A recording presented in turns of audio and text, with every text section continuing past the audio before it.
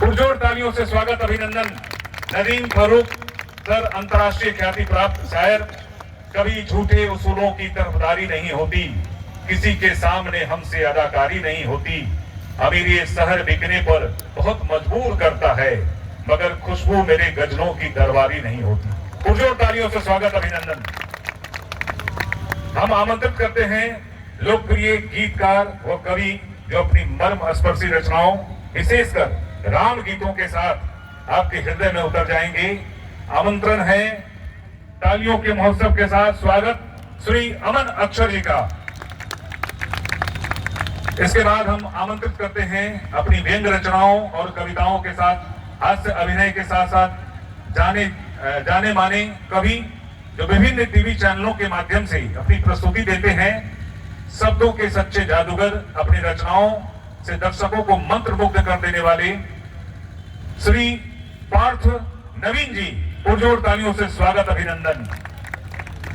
बागों की डालियां, कवियों की तालियां और जीजा की सालियां मिलाता जाऊंगा। आइए इस तरह की गुदगुदी करने वाली कविताओं के साथ, और एक ऐसे युवा कवि जो बिहार की मिट्टी से जुड़े हुए हैं, देशभक्ति कविताओं के साथ जाने जाते हैं। उन्होंने स्वच्छ भारत अभियान के समर्थन में कविताएं लिखी हैं। लिखने और सुनाने के कारण स्वच्छ योद्धा के रूप में इन्हें जाना जाता है। सामाजिक मुद्दों पर 100 से अधिक कविताएं लिखे हैं और सदी के महानायक अमिताभ बच्चन जिनके प्रशंसक और मार्गदर्शक हैं। पुरजोर तालियों से स्वागत अभिनंदन श्री अपूर्व विक्रम साह। आप सभी का बहुत बहुत तालियां आपकी कमजोर हैं। बहुत बड़ी शख्सियत आज इस मंच पे हैं, और प्रभात खबर उन तमाम बड़े हस्तियों को जिन्हें आप अलग अलग टीवी चैनलों के माध्यम से और अलग अलग संचार माध्यम से सुनते और जानते रहे हैं, आज यहाँ इस मंच पे हैं। बहुत बहुत स्वागत अभिनंदन। इन सभी नामचीन अंतर्राष्ट्रीय ख्याति प्राप्त कवियों को सम्मानित करने के लिए हम आमंत्रित करते हैं श्री रणधीर कुमार जी को।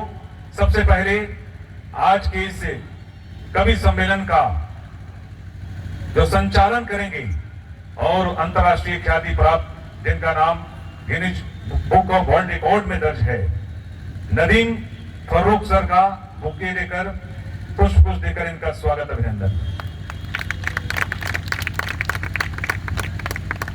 और हम आमंत्रित करते हैं अभिषेक जी को, जो अपूर्व विक्रम साह जी को पुष्प देकर इनका सम्मान करेंगे।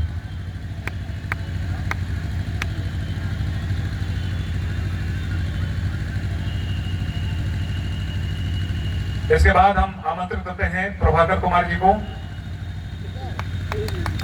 जो नामचीन कवि। इनकी ओज भरी कविता जब यहां से गूंजेंगी तो आपको मजबूर कर देंगे अपने हथेलियों को खोलने के लिए। प्रभाकर कुमार श्री अमन अक्षर जी को पुष्प देकर इनका स्वागत अभिनंदन करेंगे। हम आमंत्रित करते हैं श्री चंदन कुमार जी को, जो पार्थ नवीन जी का स्वागत करेंगे पुष्प के साथ।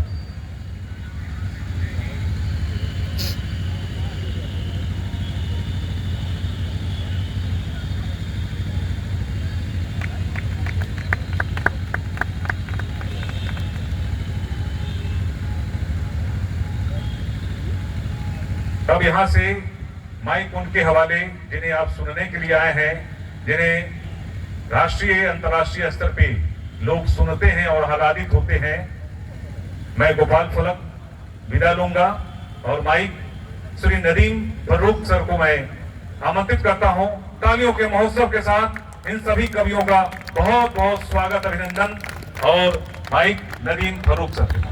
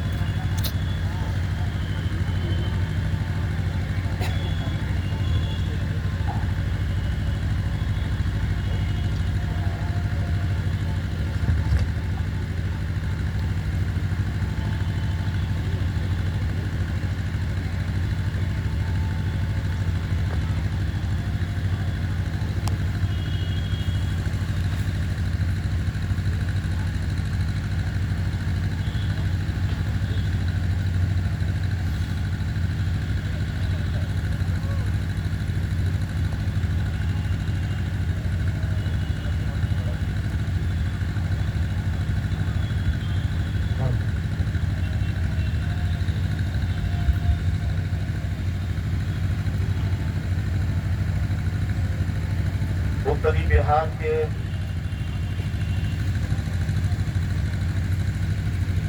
इस ऐतिहासिक शहर जो स्वतंत्रता संग्राम सेनानियों की कर्मभूमि के तौर पर लीची, आम, शहद, पान और धान के उपजाऊ एक ऐसी धरती, एक ऐसी जमीन के तौर पर और सारे भारत में सांस्कृतिक विरासत की एक पहचान के तौर पर जाना और पहचाना जाता है।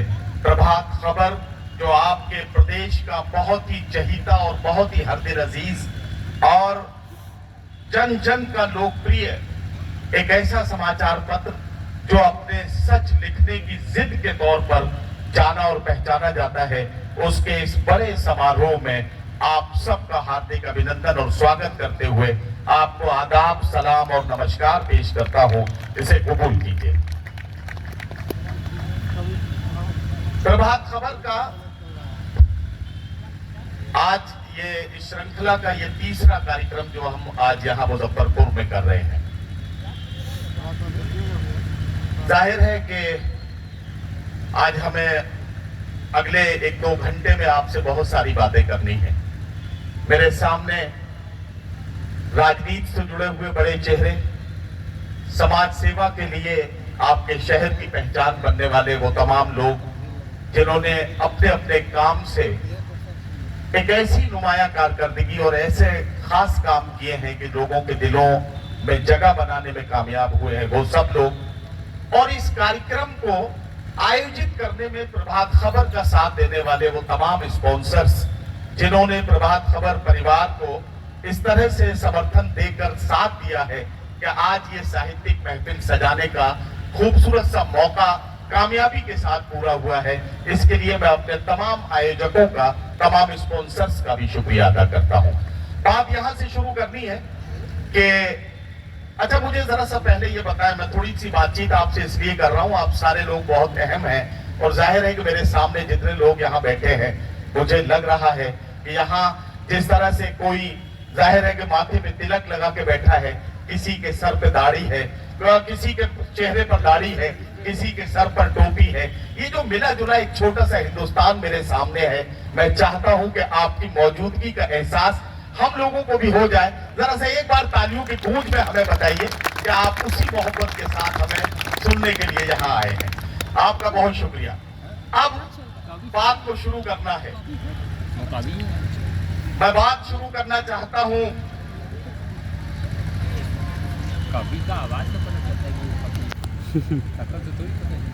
उस सुप्रीम पावर के नाम से जिसे दुनिया के लोग अलग अलग नामों से पुकारते हैं।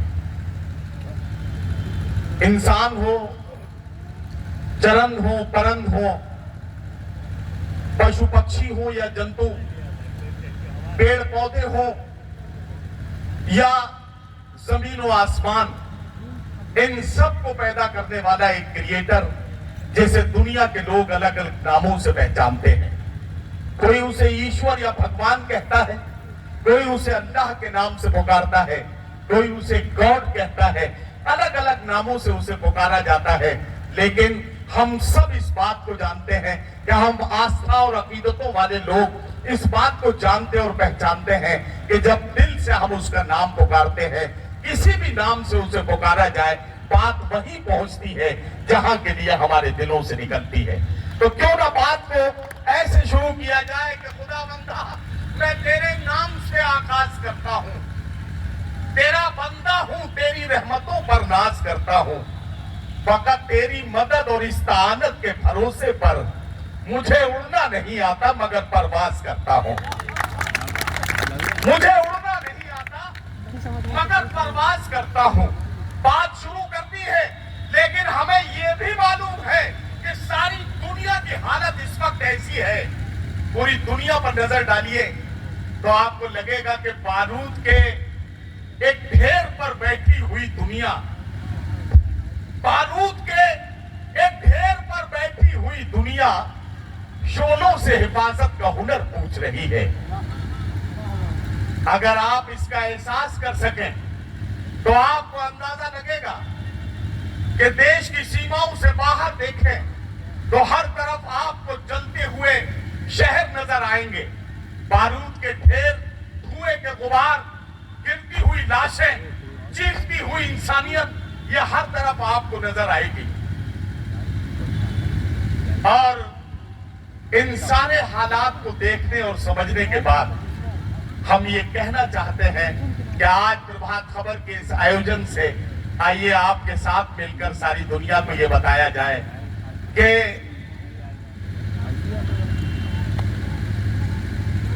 ये सारी दुनिया को ये संदेश दिया जाए कि चरागों के सफर में दबदबा हो आंधियों का, तो फिर अंजाम जुल्मत के सिवा कुछ भी नहीं है। ये दुनिया नफरतों की आखिरी स्टेज में है, इलाज इसका मोहब्बत के सिवा कुछ भी नहीं है। ये दुनिया नफरतों की आखिरी स्टेज में है, इलाज इसका मोहब्बत के सिवा कुछ भी नहीं है। और मुजफ्फरपुर इस पर मुहर लगाएगा कि ये बात हमने सिर्फ कहने के लिए नहीं कही है, प्रभात खबर को साक्षी बनाकर आप सबका साथ लेकर मुजफ्फरपुर की मुहर इस पर लगानी है। और वो ये लगानी है कि आइए हम सब मिलकर दुनिया भर के लोगों को ये बताएं कि हवेली झोपड़ी सबका मुकद्दर फूट जाएगा। अगर ये साथ हिंदू मुस्लिमों का छूट जाएगा, दुआ कीजिए कि हम में प्यार के रिश्ते रहें कायम। ये रिश्ते टूट जाएंगे तो भारत टूट जाएगा। दुआ कीजिए कि हम में प्यार के रिश्ते रहें कायम। ये रिश्ते टूट जाएंगे तो भारत टूट जाएगा। मैं आपसे सिर्फ एक बात का अनुरोध करना चाहता हूं, आप किस धर्म को मानने वाले हैं, किस जाति से आपका संबंध है, किस आस्था और किस आइडियोलॉजी को आप फॉलो करते हैं, थोड़ी देर के लिए इन सारी चीजों को थोड़ी देर के लिए किनारे रखकर यहां 2 घंटे के लिए सिर्फ हिंदुस्तानी बनकर बैठिएगा। आज की रात हमें आपसे बहुत काम की बातें करनी है। इतना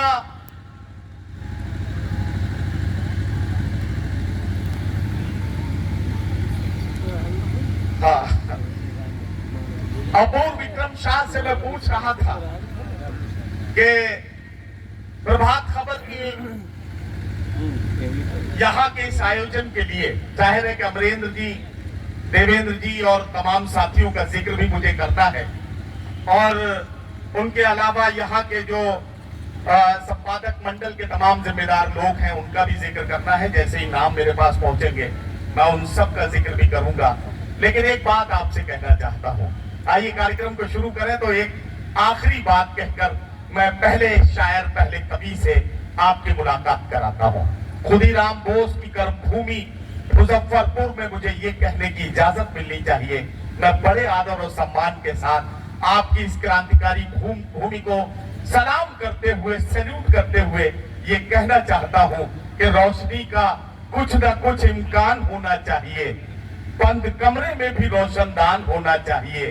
हिंदू मुस्लिम आपके माथे पे चाहे जो भी हो, आपके सीने पे हिंदुस्तान होना चाहिए। हिंदू मुस्लिम आपके माथे पे चाहे जो भी हो, आपके सीने पे हिंदुस्तान होना चाहिए। हमारे जो साउंड ऑपरेटर है, जरा सा इसके मॉनिटर की आवाज बढ़ाएं, हमको रिवर्सल कम मिल रहा है। हाँ, जरा सा ऐसा करते हैं, ठीक है। हिंदू मुस्लिम आपके माथे पे चाहे जो भी हो, आपके सीने पे हिंदुस्तान होना चाहिए। तो आप मुझे इजाजत दें, मुझे आज्ञा दें तो मैं इस कार्यक्रम का शुभारंभ करूं, और इसको शुरू करने के लिए एक कवि से मैं आपकी सबसे पहले मुलाकात कराऊं। आस्थाओं के साथ बात शुरू हुई है, वैसे भी कवि सम्मेलनों की एक बहुत ही स्वस्थ और बड़ी खूबसूरत परंपरा ये है कि हम माँ वाणी की वंदना के साथ कार्यक्रमों की शुरुआत करते हैं।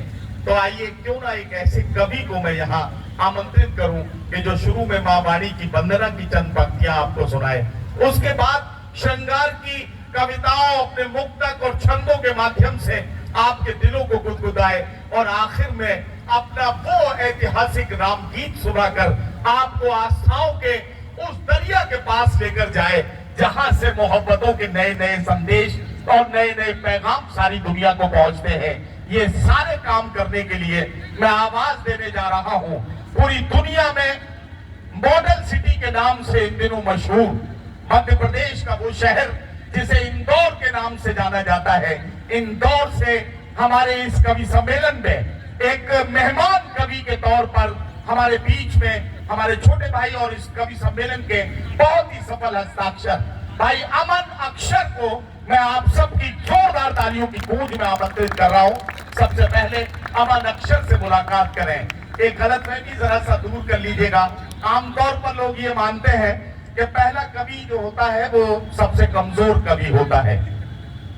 सबसे कमजोर कवि को सबसे पहले माइक पे बुलाया जाता है। अब मैं आपको बताना चाहता हूं कि कवि सम्मेलन का संचालक जलेबी बनाने वाला हलवाई नहीं होता जो पहली जलेबी बना के चिमटे से पकड़ के भट्टी में डाल देगा। कवि सम्मेलन का संचालक क्रिकेट टीम के कप्तान की तरह होता है। उस खिलाड़ी को बल्ला लेकर पहले पारी की शुरुआत करने के लिए भेजता है जिस पर उसे ज्यादा भरोसा होता है। मैंने भरोसा किया है अमन अक्षर पर। सबसे ज्यादा भरोसा करते हुए मैं अमन अक्षर को आमंत्रित कर रहा हूं। एक बार जोरदार तालियों में फिर से स्वागत करें अमन अक्षर। माइक।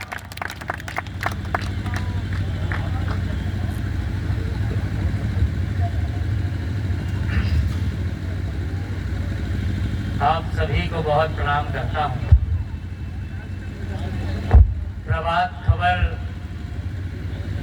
के आतिथ्य में हम पिछले 3 दिनों से मधुबनी, दरभंगा और आज बिहार के सबसे प्रमुख शहरों में से एक मुजफ्फरपुर में हैं। आप सभी लोग बड़े विशेष हैं। अपूर्व भाई के माध्यम से अमरेंद्र जी और देवेंद्र जी का आमंत्रण और ये सौभाग्य हमको मिला कि हम आप जैसे प्यारे लोगों से मिल सकें। नदीम फर्रुख भाई साहब ने जो जिम्मेदारी दी है वो जिम्मेदारी पूरी करने का मैं प्रयास करूंगा, लेकिन उसका आधा जिम्मा मेरे ऊपर है तो आधा जिम्मा आप पर भी है। एक बार अच्छी सी तालियां बजाकर मुझे आदेशित करें तो मैं अपनी बात प्रारंभ करूं। सबसे पहले सारे माहौल की बात हुई। पूरी दुनिया में इस समय जो चल रहा है, जो सारी चीजें हैं, लेकिन हम इस मिट्टी के में पैदा हुए हम जितने लोग हैं, एक परिवार की तरह रहने वाले लोग, और यही मातृत्व भाव हम सब लोगों को जीवित रखे हुए है, खुशहाल रखे हुए है। अगर आप सब भी ये माने तो मैं पहली 4 पंक्तियां पढ़ता हूँ। चौथी पंक्ति पर अगर इस मिट्टी का गौरव अनुभव करते हो तो इस कार्यक्रम को कार्यक्रम बनाइएगा। चौथी पंक्ति पर मुझे आदेशित करिएगा कि मुझे कितनी देर आपके बीच में रहना है। मैं सौंपता हूँ। इस मिट्टी को हम माँ मानते हैं। मैं सौंपता हूँ 4 पंक्तियां। कभी व्यवहार अपनाए, कहीं रूखा नहीं रखती। इस मिट्टी को हम माँ मानते हैं। माँ क्या लौटाती है? कभी व्यवहार अपनाए, कहीं रूखा नहीं रखती।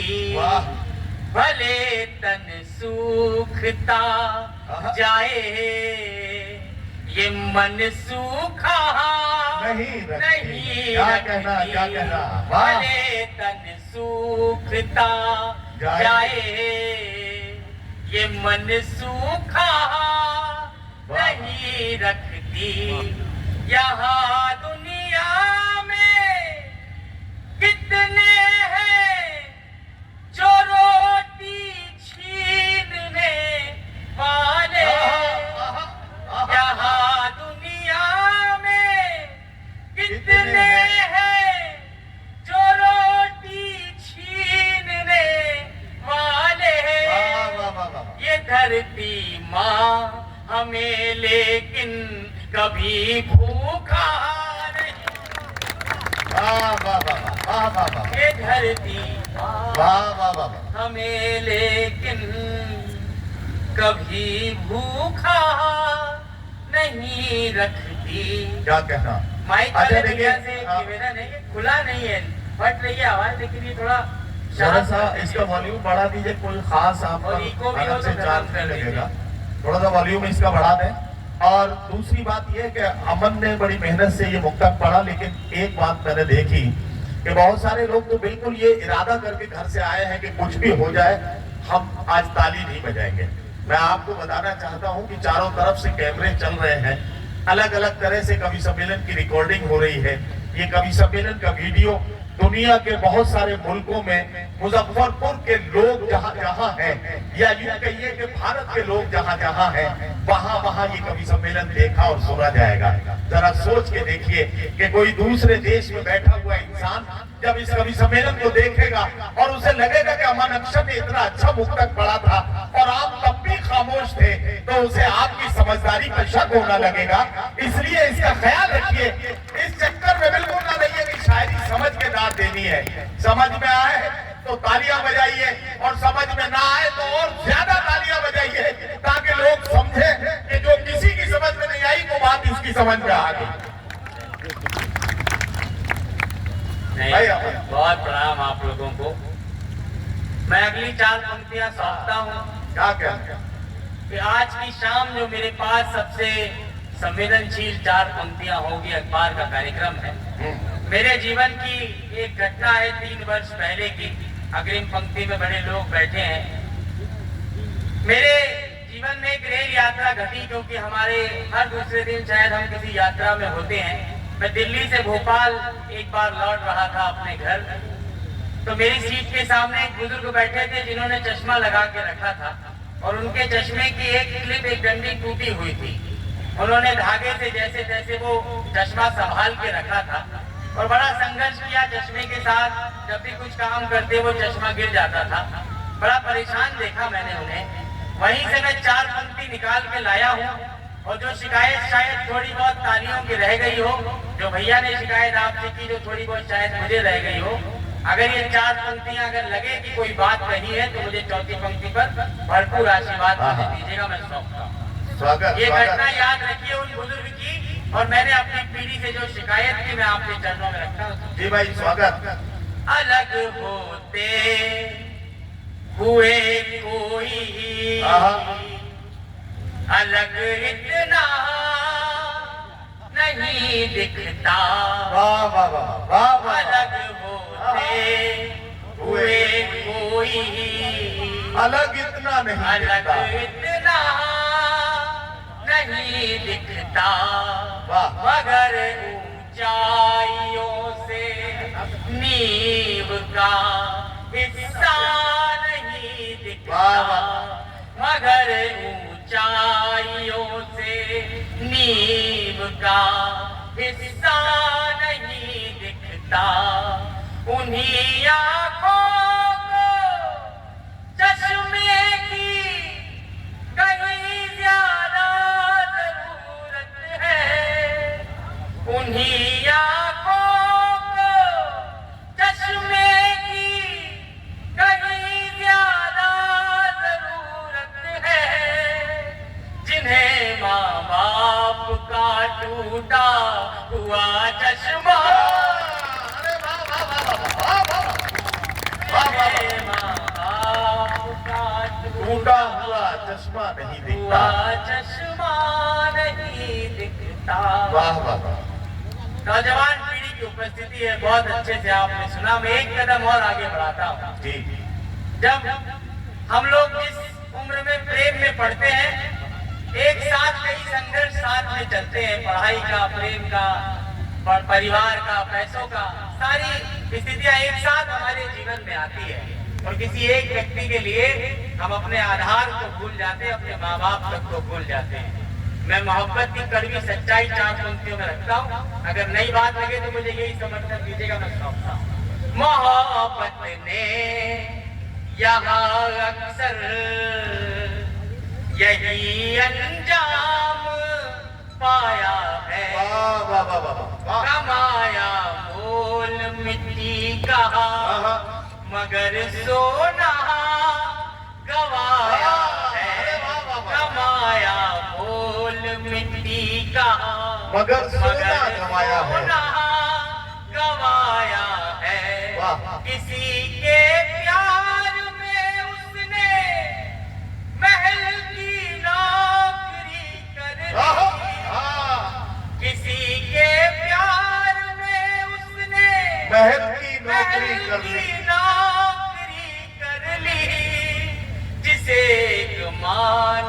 बचपन से सदा राजा बुलाया,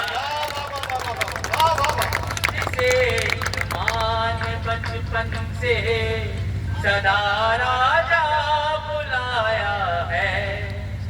नदीम भैया, जो बात आप कह रहे थे कि हम सब वैसे तो एक हैं, जब तक कि कोई ऐसी बात बेवजह ना कही जाए तो ऐसा लगने लगता है कि हम अलग अलग हैं, हिंदू मुस्लिम सिख ईसाई सारे लोग।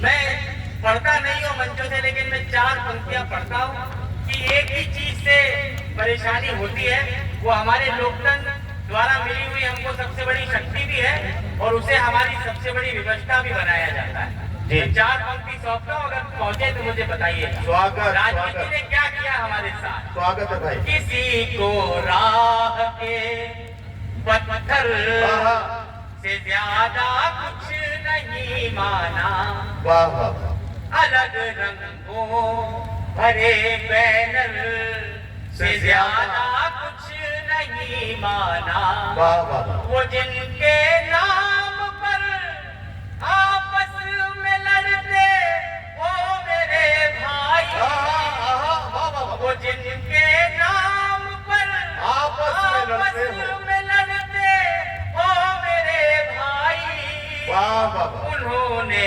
आपको वोटर से ज्यादा कुछ वाह वाह वाह वाह। उन्होंने आपको वाह वाह वाह। वोटर से ज्यादा कुछ नहीं माना। बढ़िया लग रहा हो तो एक बार अच्छी तालियां एक साथ बजाइए। मैं कुछ छंद आपको सौंपता हूँ, मुझे थोड़ी बहुत देर आपके बीच रहना है, उस बीच तक पहुंचना है, लेकिन जिस तरह से मैं पहला कवि हूँ, जो प्रेम आपने इस प्रभात खबर के प्रयास को दिया है, तो पहला छंद आप लोगों को समर्पित करता हूँ, आपके प्रेम में पढ़ता हूँ। सुनिए कि पहली जुबन से ही देह को मिला जो तापो, अंग अंग उसी किताब के ही हो गए। क्या कहना? पहली जुबन से ही देह को मिला जो तापो, अंग अंग उसी किताब के ही हो गए। ज्ञानी भी ज्ञानी जिसे कहते हैं पुण्य का, पुण्य से मिले हुए प्रताप के ही हो गए। ज्ञानी भी ज्ञानी जिसे कहते हैं पुण्य का, पुण्य से मिले हुए प्रताप के ही हो गए। रोज रोज इच्छाओं को मारते रहे हैं, रोज इन हत्याओं के पाप के ही हो गए। फिर एक दिन हमें आप मिल गए और सारे दिन आपके ही हो गए। वाह वाह वाह वाह वाह। फिर एक दिन हमें आप मिल गए और सारे दिन जिंदगी के आपके ही हो गए। और आइए गीत की प्रस्तावना रखता हूँ। हम लोग हमारे दर्शन भारतीयता की बात करते हैं। भारतीय मनीषा के सबसे बड़े प्रेरणा पुरुषों में से एक भगवान कृष्ण और उनकी प्रेमिका राधा रानी। इन दोनों के प्रेम पर एक गीत मैं आपको सुनाने के मन में हूँ। स्थिति यह है कि कृष्ण और द्वारिका ब्रज के अंतिम छोर पर संवाद कर रहे हैं। कृष्ण द्वारिका की ओर बढ़ने वाले हैं और ये इन दोनों का अंतिम मिलन है। इसके बाद कृष्ण और राधा कभी मिलने नहीं वाले। मैं बस भूमिका इसलिए रख रहा हूँ कि मैं जो बात कहने जा रहा हूँ उसके लिए बहुत जरूरी है। कृष्ण द्वारिका चले जाते हैं, राधिका वापस ब्रज आ जाती है। ब्रज के लोग उनसे कहते हैं कि जिसके पीछे तू बावरी फिरती रही पूरी उम्र, वो तुझे छोड़ के द्वारिका चला गया, वो तेरे साथ न रह पाया न तुझे ले जा पाया।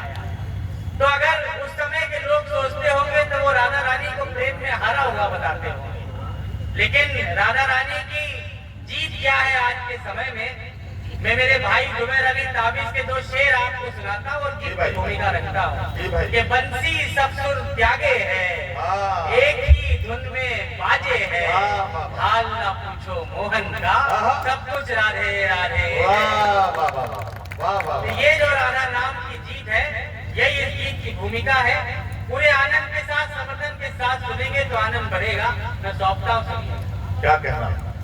कि उस दिन कान्हा से हारी थी, कि उस दिन कान्हा से हारी थी, फिर कभी नहीं हारी राधा।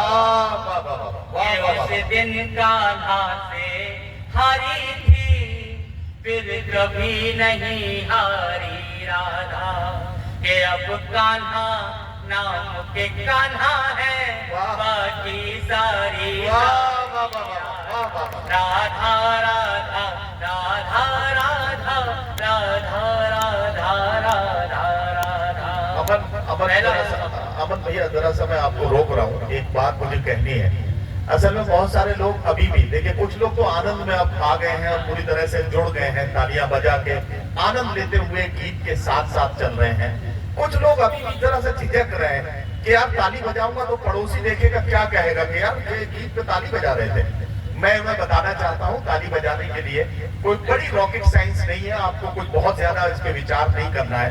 बहुत आसान तरीका है ताली बजाने का। अपना बायां हाथ हवा में निकालें, हथेली को गौर से देखें और उसमें उस आदमी का चेहरा तलाश करें जो आपके घर पे शादी का रिश्ता लेकर आया था। आपका दायां हाथ अपने आप उस पर काम करना शुरू कर देगा और तालियां बजने लगेंगी। देखिए हमारे जितने मेहमान हैं वो भी सब समझ गए, यहाँ से पीछे तक जितने लोग हैं, एक बार हाथ को हवाओं में लहराते हुए जोरदार तालियां बजाकर हमारे अक्षर को बताएं कि आप उन्हें दिल लगा के सुन रहे हैं। दिल तो आप लगा रहे हैं, बस हमारी शिकायत आपकी तालियों से ही है, ताकि सुन अच्छा ही रहे हैं आप। कि उस दिन कान्हा से हारी थी, फिर कभी नहीं हारी राधा। कि अब कान्हा नाम के कान्हा है, बाकी सारी सारी राधा राधा राधा राधा राधा। पहला वन सौंपता हूँ। कृष्ण द्वारिका की ओर गए, सारे तर्क दिए होंगे राधिका को, लेकिन राधिका की विरह वेदना का अगर एक आंसू भी टपका होगा तो वो सारे तर्कों पर भारी पड़ा होगा। राधिका किस क्षण बड़ी हो गई, मैं सौंपता हूँ, पहला वन सुनिएगा। राधा राधा के बिरह की पहली ही बूंद से दरक गया, ज्ञान का बनाया था जो बान शक्तिहीन था। के बिरह की पहली ही बूंद से दरक गया, ज्ञान का बनाया था जो बान शक्तिहीन था। रचने जो निकले थे कृष्ण भावी इतिहास, प्रश्न प्रश्न राधिका की साधना में लीन था। के ईश्वर वैभव की राजपीठ सजनी थी, ईश्वर जोगन का जो पिया सीन था। कि कृष्ण द्वारिका की ओर मुड़े भी नहीं थे और सारा जग राधिका की प्रीत के अधीन। क्या कहना वाह वाह वाह वाह वाह। कि कृष्ण द्वारिका की ओर मुड़े भी नहीं थे और सारा जग राधिका की प्रीत के अधीन था। जिन्होंने गिरिराज अपनी उंगली पर उठाया, राधिका कैसे उनसे बड़ी हुई सुनिएगा। कि गिरधर को अपनी पलकों पे फिरती धारी धारी राधा राधा राधा राधा राधा राधा राधा राधा। सारे तर्क दिए होंगे लेकिन नजर नहीं मिला पाए होंगे राधा। राधा कहाँ बड़ी हुई, तमाम बातें की होंगी, सारी समस्याएं बताई होंगी, द्वारिका जाने की आवश्यकता बताई होगी, लेकिन ये सब राधा जानती थी।